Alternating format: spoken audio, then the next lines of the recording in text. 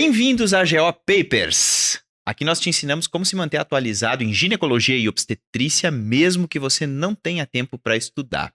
Eu sou o Jader Burtê Eu sou a Marina Apostólico.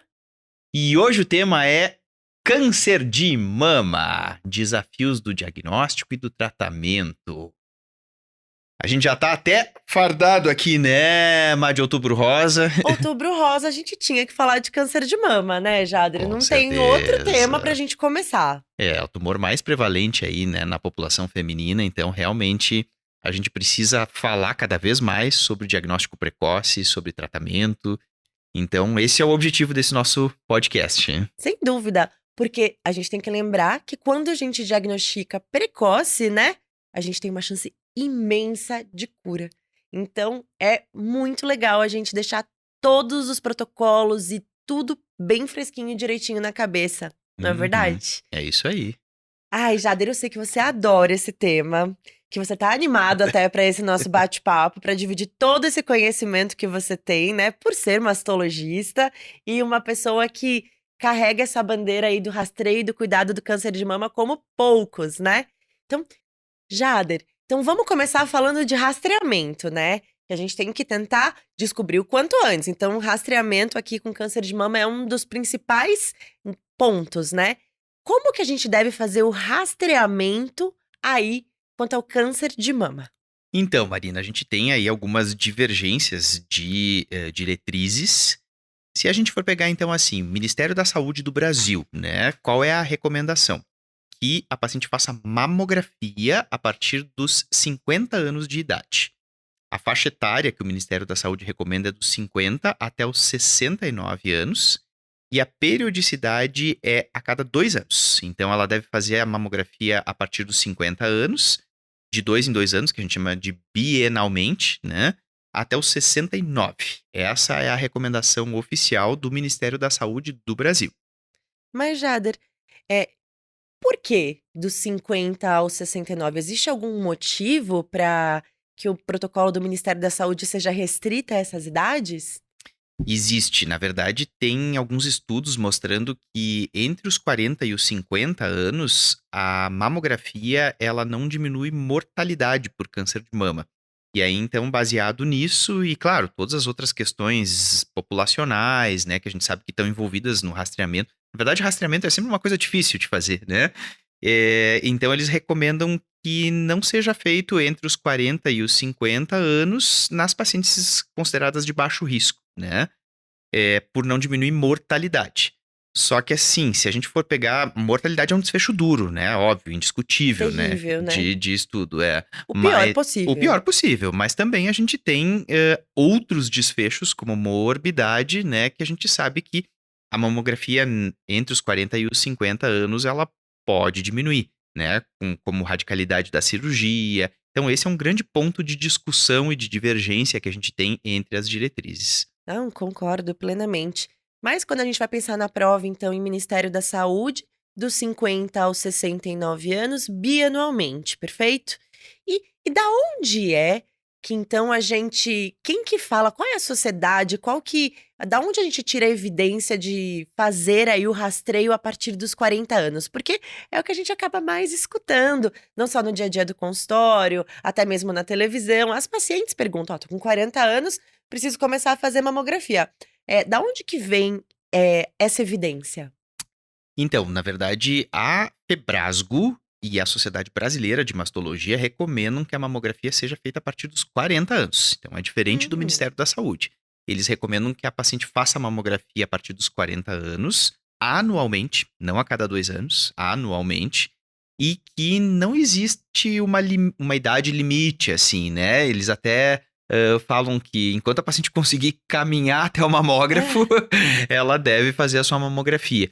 Então, porque a mamografia a partir dos 40 anos, a gente sabe que a chance da gente fazer um diagnóstico precoce é maior, portanto, a radicalidade do tratamento cirúrgico e do tratamento oncológico também vai ser menor, né? com certeza. Então, por isso que acaba se recomendando a partir dos 40 anos. E a gente sabe que muitos colegas ginecologistas acabam adotando a recomendação da sociedade, né, a partir dos 40 anos, mas, obviamente, né, aqueles colegas que querem também seguir o Ministério da Saúde a partir dos 50. Eu sempre digo que o bacana da gente ser médico é a gente poder ter esse tipo de julgamento crítico, né? E seguir aquela diretriz que a gente considera como mais adequada de acordo com aquilo que a gente estuda, né? Aquilo que realmente a Sim. gente julga como importante. E a gente tem respaldo de evidência científica em qualquer um dos caminhos, né? Exato. Eu acho que isso que é o grande X da questão em ginecologia e obstetrícia, né?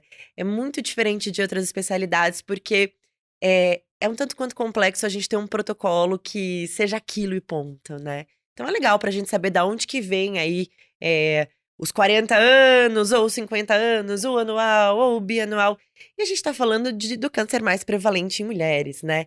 Então a gente tem que falar realmente das possibilidades e individualizar para variar todas as vezes os casos. Perfeito? Exatamente. Maravilha, Jader. Mas assim, se eu tenho um achado suspeito num exame de imagem que a gente fez aí no rastreio, achou um achado suspeito, como que a gente deve lidar? O que que a gente faz frente a um achado suspeito?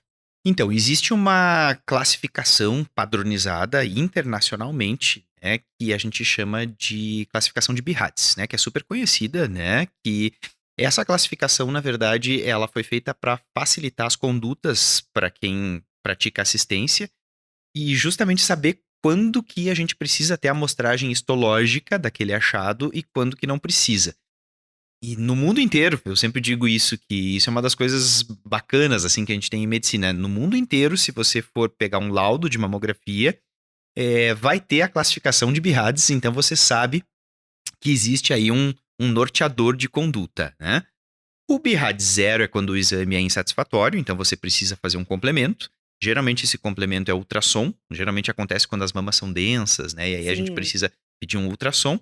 O BIHADS 1 é uma mamografia absolutamente normal, e aí a conduta é a gente seguir o acompanhamento rotineiro.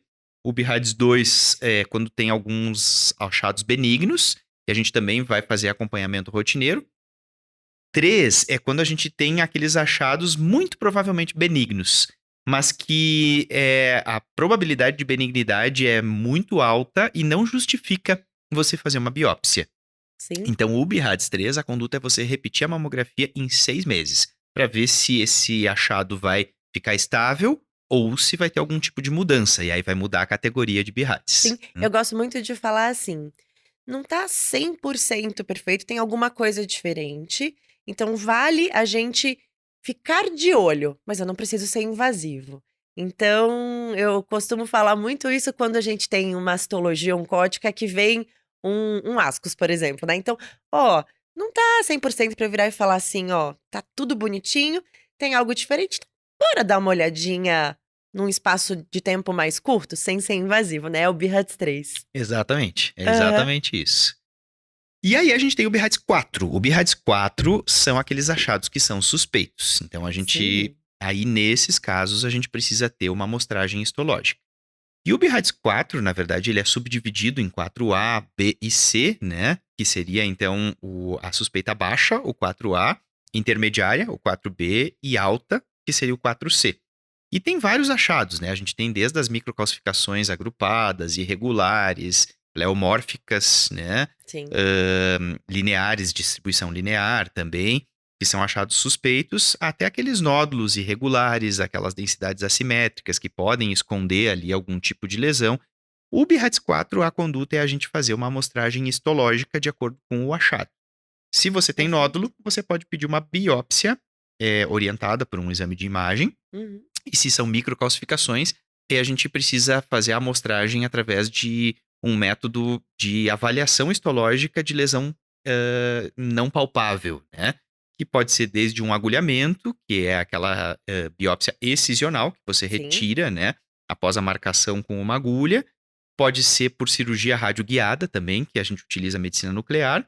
E a gente tem técnicas que não são cirúrgicas, que você não precisa levar a paciente para um centro cirúrgico, como, por exemplo, a biópsia estereotáxica e a mamotomia, que é um sistema a vácuo, né, que a gente consegue fazer uma amostragem maior dessas microcalcificações. Então, sempre que eu tiver um BIRADS 4, eu preciso ter, eh, uma biópsia para poder fazer um resultado histológico? Sempre. Sempre. Na verdade, até alguns colegas às vezes têm aquela dúvida, né? Poxa, mas o 4A tem muita probabilidade de Sim. ser benigno, né? Sim, realmente tem muita probabilidade de ser benigno.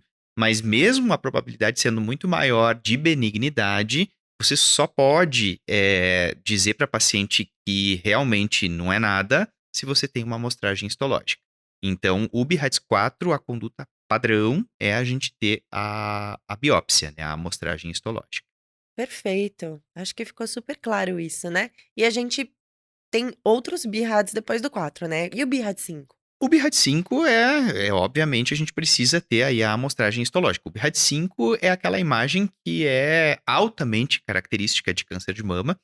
O exemplo mais clássico é o famoso nódulo espiculado, né? Que é aquele Sim. nódulo que tem uma densidade muito maior do que o parênquima mamário e tem as bordas todas irregulares espiculadas. Também a gente tem que ter amostragem histológica. Eu vejo que às vezes tem alguns colegas que confundem, né? Puxa, não, o BIRAD-5 eu já vou levar a paciente para uma quadrantectomia, né? Ou até para uma mastectomia. Não, mesmo sendo BIRAD-5, você tem que ter a histologia antes, tem que ter a biópsia antes, para a gente poder dar o diagnóstico para a paciente e aí sim direcionar o tratamento. Perfeito. Jader, você saberia me dizer qual é a probabilidade de um BIRAD 5 ser um falso positivo? É menos de 5%. Ah, Quando você tem um BIRAD-5, a probabilidade matemática, né, de sim. ser um câncer de mama é 95, acima de 95%. Então, É. a gente tem aí menos de 5% de chance de benignidade. O que pode simular um câncer de mama? A gente tem algumas lesões benignas que às vezes simulam câncer de mama. A gente tem, por exemplo, a esteatonecrose, que é a necrose da gordura, que às vezes pode simular uma lesão muito suspeita de câncer de mama. Já vi Uhum. casos de esteatonecrose. E tem uma lesão benigna que é mais rara de acontecer, mas que também é super traiçoeira, assim, porque ela às vezes se apresenta como um nódulo especulado, que é a cicatriz radial. A cicatriz radial, ela, apesar do nome cicatriz, ela não é uma cicatriz, ela é um achado histológico. Olha, Cicatriz. Cicatriz radial, é um tumor benigno da mama, mas que pode se apresentar como um nódulo especulado na mamografia. E às vezes a gente biopsia e dá esse resultado. Só que a cicatriz radial, apesar dela ser benigna, ela é um marcador de risco para câncer de mama. Então, a gente precisa sempre saber que a paciente tem, né? Porque é importante do ponto de vista de segmento dessa paciente. e o que muda o segmento de uma paciente com um diagnóstico de cicatriz radial? Essas pacientes que têm marcadores de risco para câncer de mama, a gente tem que avaliar outras coisas, né? Então, a gente tem que avaliar se essa paciente tem história familiar positiva, né? Uhum. Se teve, por exemplo, uma mãe que teve câncer de mama antes dos 50 anos, ou uma irmã, né, que teve câncer de mama muito jovem, analisando outros fatores, né, como história familiar.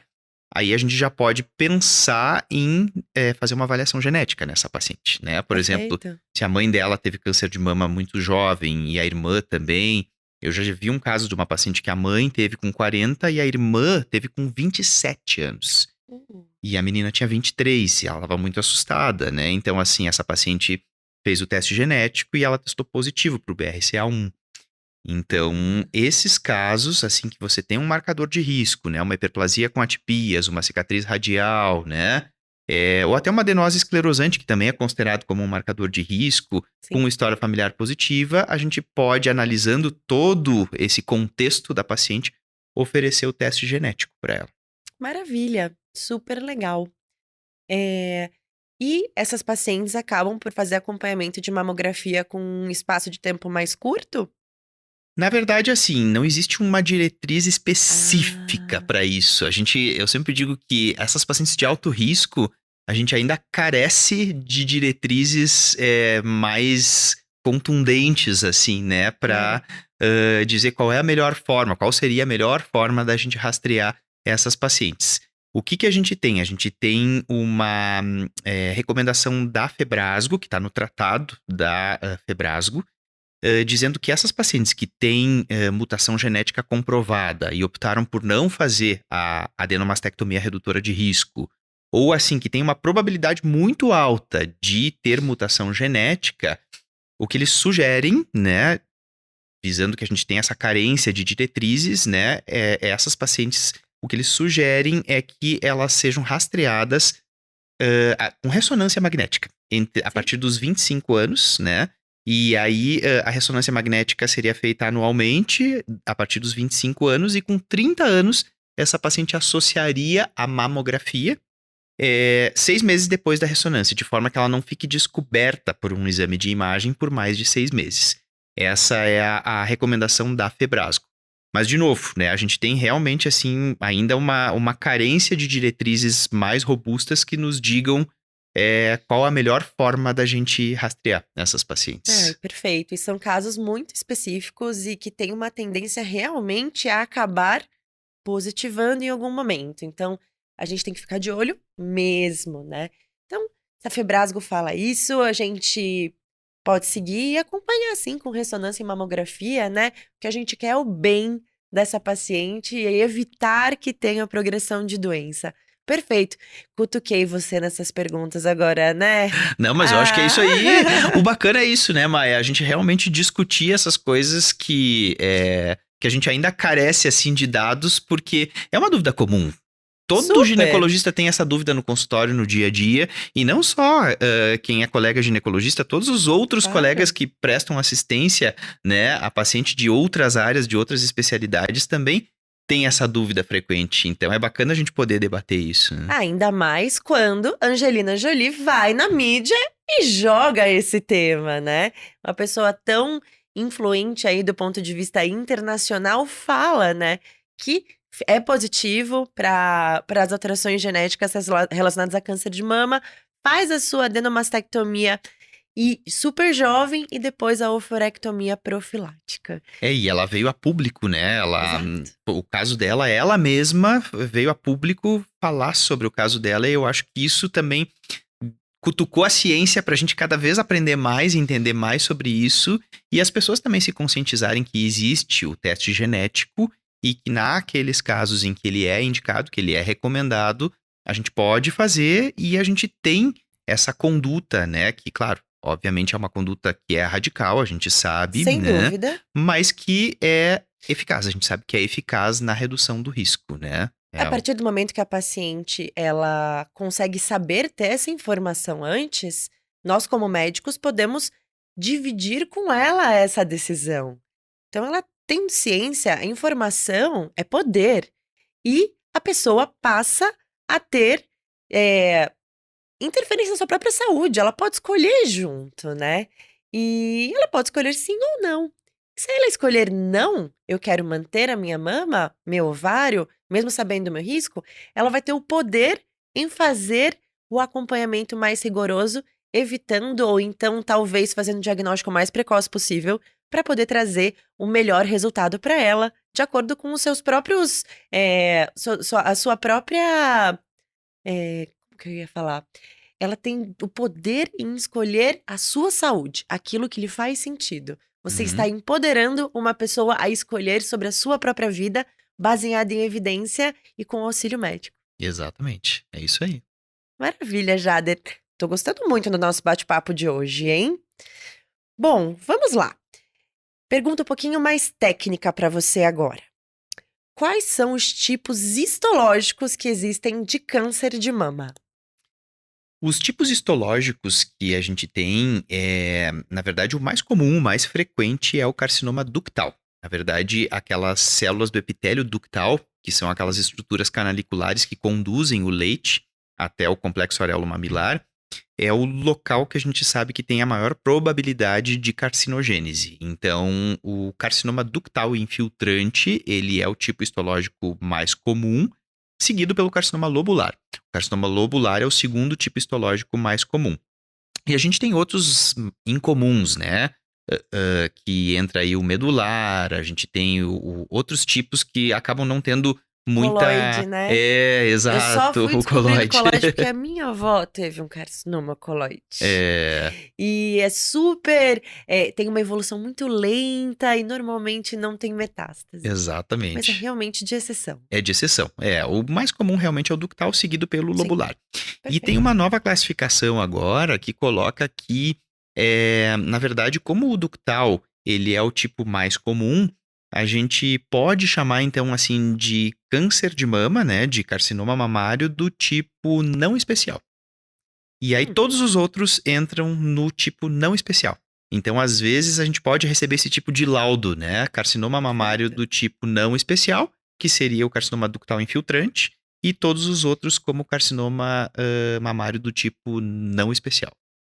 Do tipo Perfeito. especial, desculpa.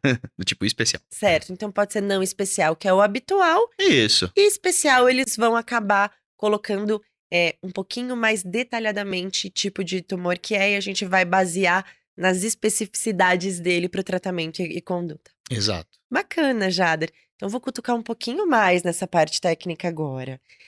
Vamos lá. Como é a classificação dos subtipos moleculares de câncer de mama? E imunistoquímica? Como a gente lê? O que quer dizer? Quais são as diferenças? Porque quando vem um laudo, a gente começa, né? Nome, sobrenome e o outro sobrenome. Então a gente falou do nome. E agora, os nossos sobrenomes? Como que a gente faz? Sabe que os tipos moleculares de câncer de mama, eles às vezes causam um pouco de confusão, assim, na prática, Opa, no dia a sei dia. muito bem, Jader. Eu, como ginecologista e obstetra que não fez mastologia, fico às vezes meio maluca. Na verdade, desde os trabalhos do Peru, lá em 2006, que começaram a ser publicados em 2006, o que ele colocou, assim, que além da gente ter aí o tipo histológico e de outros fatores que a gente analisa, né, tamanho do tumor, presença ou ausência de metástases no linfonodo sentinela, a própria imunistoquímica, ele colocou que tem mais um outro fator, que é um fator biológico, que seria como se fosse a assinatura genética daquele tumor. Grosso modo, seria o jeitinho daquele tumor. Sim. E isso seria o subtipo molecular. E que ele classificou os tipos moleculares que a gente consegue, pela imunistoquímica, a gente consegue dizer qual que é o tipo molecular. A gente consegue, mais ou menos, analisando a imunistoquímica, dizer para a paciente qual é o tipo molecular de tumor que ela tem. Hum, Então, assim, o que se convencionou? Se você tem receptores de estrogênio e progesterona positivos na imunistoquímica, ele é um carcinoma que a gente chama de luminal, né? Então, o luminal é aquele que tem positividade para os receptores hormonais. E aí a gente tem também a análise do KI67, que é o índice de proliferação do tumor, que o ponto de corte que a gente considera é 14%, então abaixo de 14% ele é um tumor que prolifera pouco e acima de 14% é um tumor que prolifera muito. E a gente tem o HER2 também, que eu sempre falo que o HER2 é como se fosse uma anteninha para fora da célula, assim, né? Que na verdade também tem a ver com a proliferação celular, com a proliferação tumoral. É uma proteína que acaba mostrando, né, como se fosse uma anteninha para fora da célula, assim, o tipo de proliferação celular. E aí a gente classifica assim: quando você tem um tumor luminal, que tem positividade para estrogênio e para progesterona, com um KI67 abaixo de 14%, portanto que prolifera pouco, e um HER2 negativo, a gente vai ter um luminal A. Esse é aquele perfeito. tumor que tem o melhor prognóstico. Nossa, Jader, tô adorando. Agora ficou claro. Maravilhoso. Luminal A, ótimo.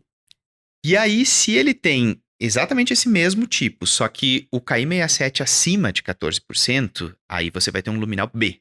Então já é um tumor que tem um prognóstico não tão bom quanto o luminal A. O luminal A, eu sempre digo, é aquele que tem o melhor prognóstico, né? Porque ele Perfeito. prolifera pouco, o HER2 é negativo, e o fato de ter receptores hormonais positivos é uma coisa boa, porque a gente tem uma arma terapêutica depois, que é o bloqueio hormonal. Uhum. Perfeito. Aí o luminal B é aquele que o KI67 é acima de 14%.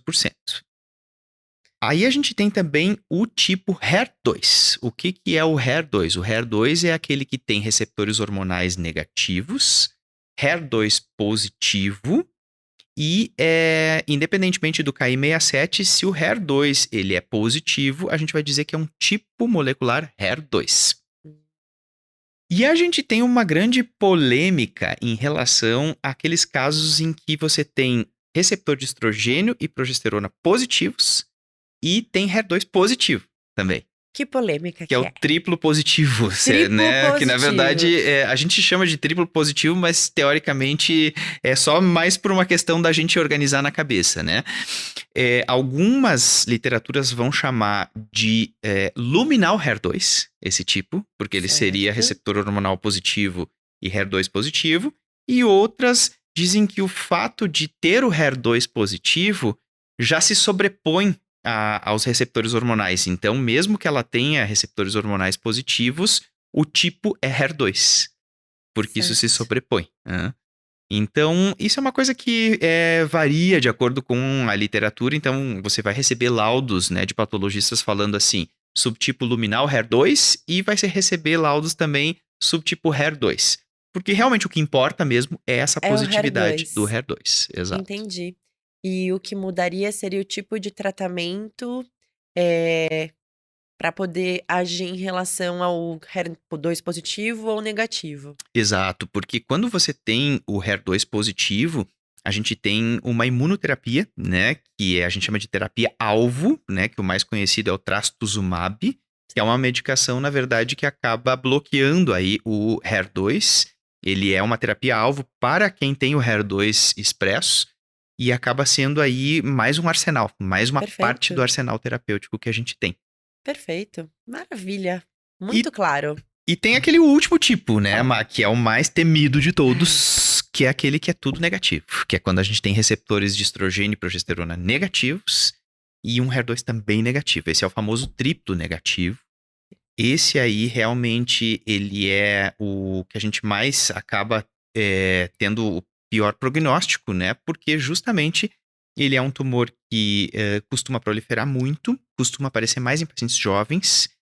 Pode ter associação também com mutação genética, então nas pacientes mutadas é o que mais aparece.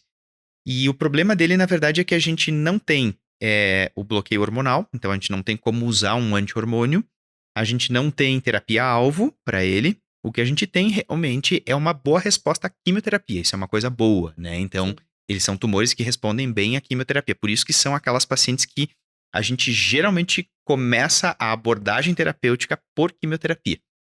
Diferente das outras que a gente costuma abordar primeiro por cirurgia em tumores pequenos, né? Nas pacientes que são triplo negativas, aí a gente vai, geralmente, a melhor conduta para iniciar a abordagem é a quimioterapia primária.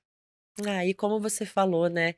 É muito comum, é mais comum a gente encontrar em pacientes jovens que às vezes não estão aí naquela faixa de rastreio. Então, o diagnóstico às vezes não é tão precoce, né? Exato. Exatamente. E aí a gente não tem esse arsenal, né? Quando a gente escuta, ai, é positivo pra isso, positivo pra aquilo, a gente fala, ai, é ruim. Mas na verdade, no final das contas, é bom ter aí os receptores positivos, porque a gente tem um arsenal maior de tratamento, né? Existe algum tipo de lesão mais comum quando eu tenho um triplo negativo na mamografia? Na verdade, assim, ele pode se manifestar por nódulo, ele pode se manifestar por microcalcificações, às vezes ele pode até ser mais traiçoeiro, né? Se manifestar por uma densidade assimétrica, assim, que a gente olha. Não, mas isso aqui pode ser uma sobreposição de imagem. Já é uma paciente jovem que tem uma mama densa, né? Exato. Então, ele às vezes pode ser traiçoeiro, assim, a forma de apresentação. Por isso que é muito difícil, assim, a gente realmente ainda, de novo, a gente carece de estudos, de protocolos que nos digam qual é a melhor forma de rastrear. Mas a gente sabe que, às vezes, na paciente muito jovem, aquela paciente que tem aí uma alta probabilidade de mutação genética e que está com um tumor triplo negativo crescendo ali, começando, às vezes a ressonância ela consegue ter essa maior acurácia aí, né, para nos dizer que ele tá ali, né? E que ele precisa ser biopsiado e que ele precisa ser tratado o mais breve possível. É, e por isso então que a Febrasgo coloca com essa clareza aí, que até assusta, né, a gente fala: "Nossa, mas vai fazer ressonância todo ano, desde os 25 anos. Ai, mas não é muito jovem", pra realmente a gente conseguir pegar alguma coisa de diferente no comecinho e conseguir ser efetivo, porque normalmente são esses tumores mais agressivos e triplo negativos, né. Exato, exatamente. Maravilha, perfeito então, legal. Eh, Jader, quais seriam as opções atuais que nós temos para tratar o câncer de mama? Assim, na verdade, o tratamento do câncer de mama, ele passou por uma grande modificação histórica, né? Eu diria que desde a década de 80, né, que os trabalhos feitos ali pelo Dr. Humberto Veronese, que foi um dos grandes papas da mastologia mundial aí, né? Ele colocou primeiro que a gente poderia fazer uma cirurgia que não removesse a mama inteira da paciente, né? Porque antes da década de 80, toda paciente que tinha câncer de mama tirava a mama, né? Então, Sim. assim, mesmo que você tivesse um microtumor, assim, com menos de 1 centímetro, a conduta era mastectomia. E aí, então, ele conseguiu provar que se você só ressecasse aquela porção da mama onde está o tumor com uma margem de segurança e fizesse radioterapia depois, as taxas de recidiva dessas pacientes era muito similar, era equiparável às taxas de recidiva das mastectomias. Então, por isso que ele criou o conceito de cirurgia conservadora da mama, que a gente pode chamar de setorectomia, quadrantectomia. Varia muito de acordo com o local do Brasil, né? Tem locais que chama setor, outros chama quadrante. Eu ia te É, perguntar exatamente isso, você já se adiantou, porque a gente escuta e fala, setor quadrante, ai caramba.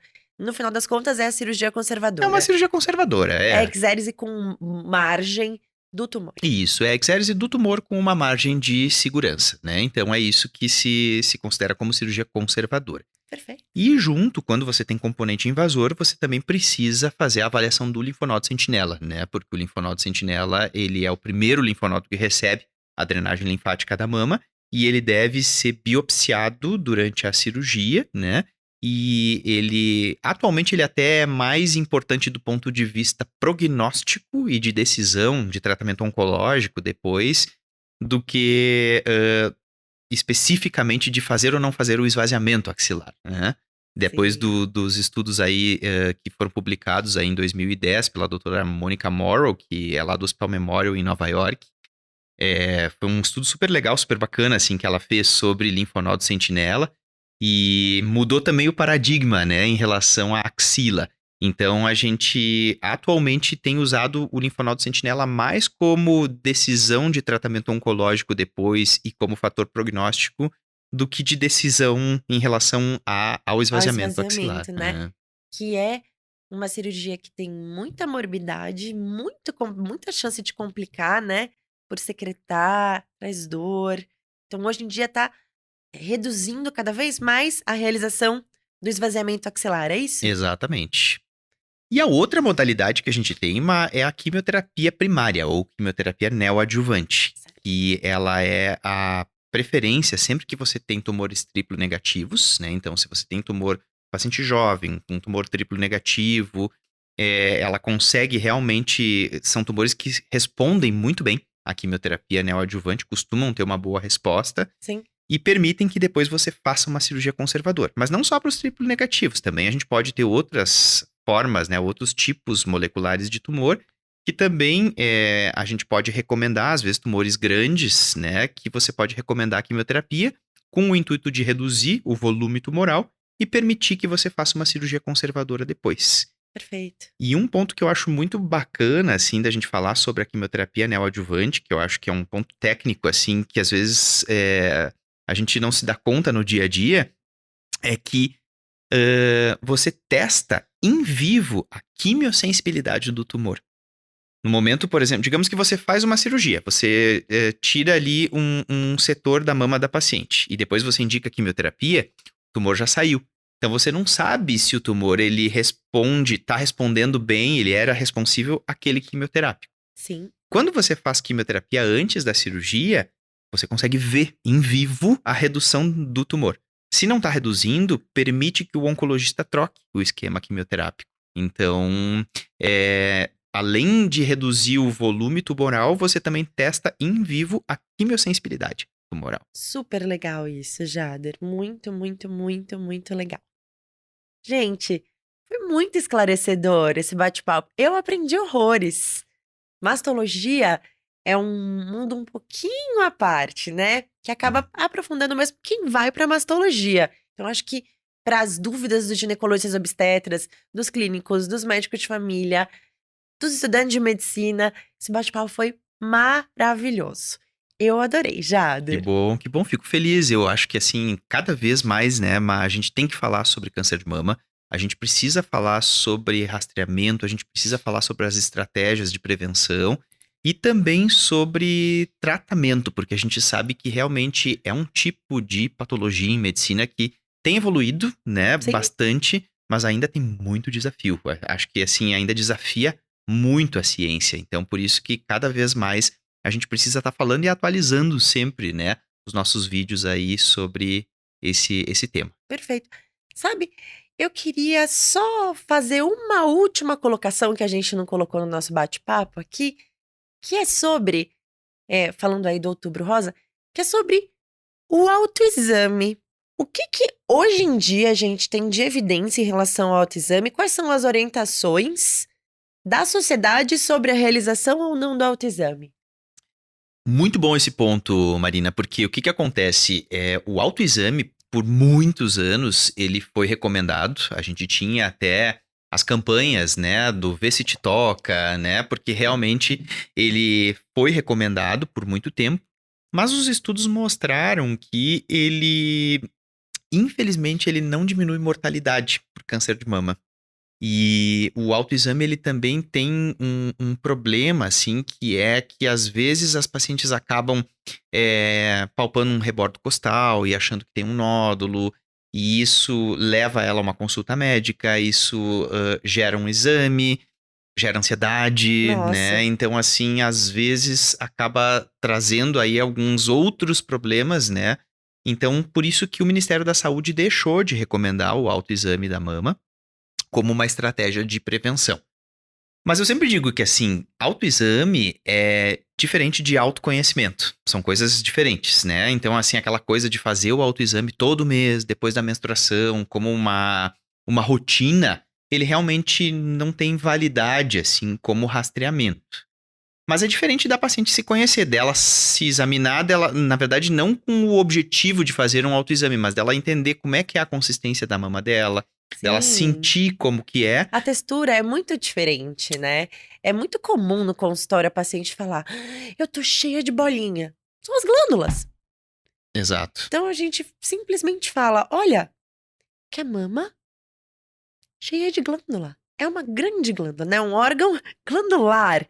E realmente, dependendo da fase do ciclo que você tá, você vai sentir alguma coisa diferente na textura. Então eu acho muito legal a gente falar isso, né? Que por mais que não esteja aí dentro do rastreio ou com evidência científica, é uma maneira da gente estimular a mulher a se conhecer. Exato. Então, o autoconhecimento, ele deve ser estimulado, porque realmente, assim, ela saber como é que é a textura da mama dela pode fazer, muitas vezes, com que ela perceba. E muitas vezes a gente diagnostica assim, né? Ela Opa! percebe, opa, tem alguma coisa diferente aqui, né? Porque eu sei como é que é a textura da minha própria mama.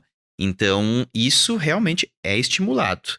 Diferente do autoexame, que seria uma coisa técnica que ela mesma teria que fazer, com aquele compromisso de fazer todos Sim, os meses.